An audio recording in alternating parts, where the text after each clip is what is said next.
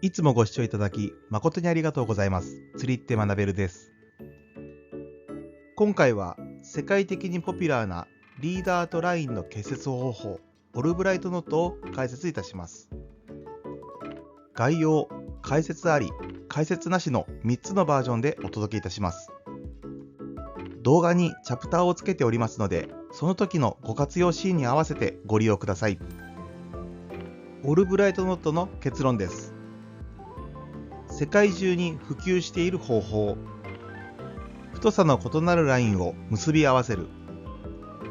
メインライン側はダブルラインになる。オルブライトノットの概要です。オルブライトノットはフロリダの名ガイドの名を冠したノットです。太さの異なるナイロンライン同士を結節するのに適したノットで、特に50ポンド以上のリーダーを用いる場合に威力を発揮します。世界中に普及している方法で、日本のアングラーにも愛用者は多くいます。沖釣りやルアーフィッシングなどでは、太さの異なるラインを結び合わせるケースが少なくありません。この場合、普通の結び方ではどうしても強度的にばらつきが出やすく、結び目からすっぽ抜けしたり破断してしまうこともあります。そこで考案されたのがこの結び方です。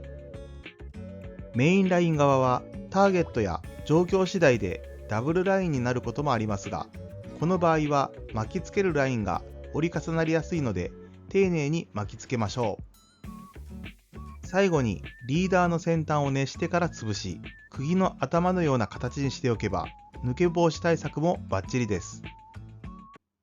それでは結び方に入ります。ここでは PE ラインの道糸とリーダーを結んでみましょう。まずリーダーの先端側を 7cm から 8cm ほど U 字状に折り返して、その頂点部分に道糸を乗せます。道糸の結び代の長さは 20cm ほどあれば良いです。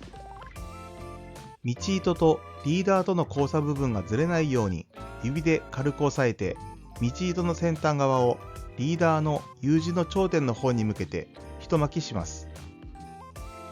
道糸の折り返し部分を軽く指先で押さえながら巻きつけると緩みにくいです。巻き始めが大切なので慎重に行いましょう。そのままぐるぐると巻いていきます。あまりきつく巻く必要はありませんが、丁寧に巻いた方が丈夫になるので重なり合わないようにしましょう。巻きつけ回数の目安は約10回です。あまり少なすぎると強度が安定しなくなり、すっぽ抜けの危険があるので注意しましょう。巻き終わったらその部分を指で押さえてラインがほどけないようにしながら、道糸の先端を残っている U 字のループ部分にくぐらせます。このように道糸が U 字の中でクロスするようにすると強度的に安定しやすくなります。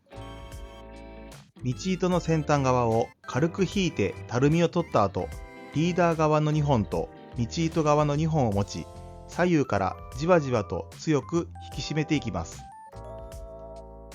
締め付けた後、わずかにリーダーの U 字の頂点が残っているのが理想的な状態です。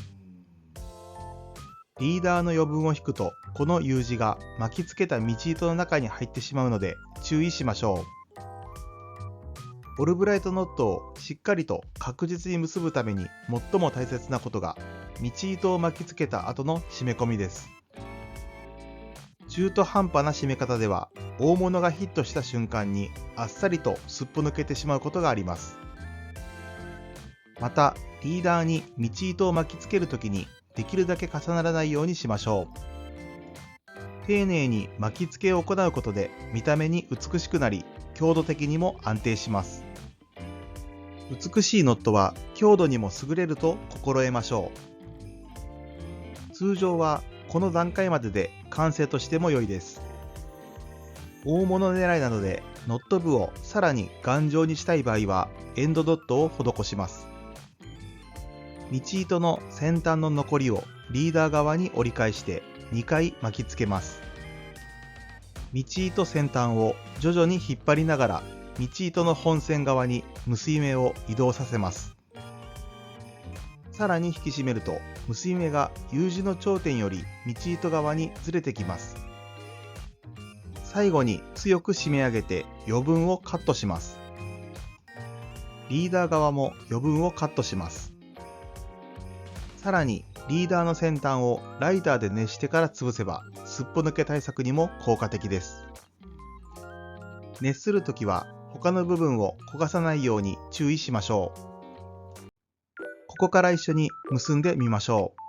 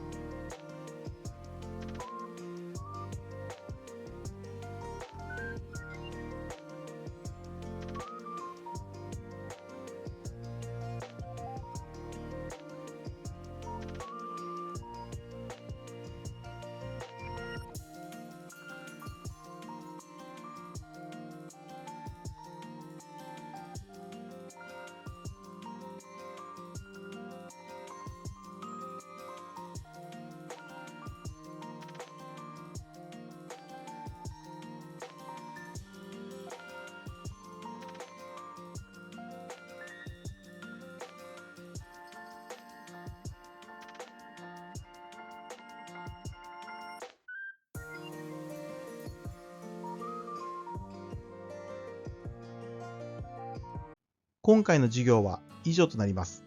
最後までご視聴ありがとうございました。高評価やチャンネル登録をしていただけるととても嬉しいです。